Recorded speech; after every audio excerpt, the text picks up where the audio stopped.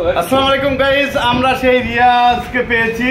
রিয়াজ এখন আর ভিক্ষা করছে না, রিয়াজ এখন হচ্ছে বাদাম বিক্রি করছে। দেখুন এই যে বাদাম, রিয়াজের সাথে আমরা প্রায় 50 প্যাকেট বাদাম নিয়েছি।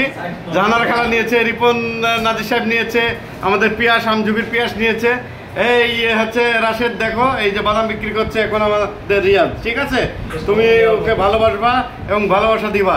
রিয়াজ তুমি একটু বলো। বললো রাশে মামা টাকা দিছে, আগে ছিল ওই যে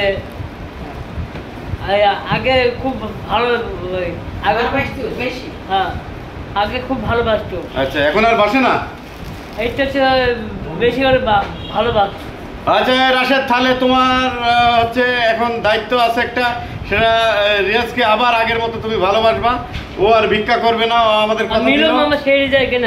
আর লিটন ভাই, আপনিও হচ্ছে তার জন্য দোয়া করবেন, সে আর ভিক্ষা করবে না, এখন ব্যবসা করে খাবে। আমার মামা বলবে যে টাকা, লিটন মামা হচ্ছে টাকা বেশি হবে। আচ্ছা আচ্ছা, ঠিক আছে বন্ধুরা, তাহলে আজকের মতো ভিডিওটা এখানে শেষ করলাম। আপনারা সবাই রিয়াজের জন্য দোয়া করবেন। ঠিক আছে, আল্লাহ।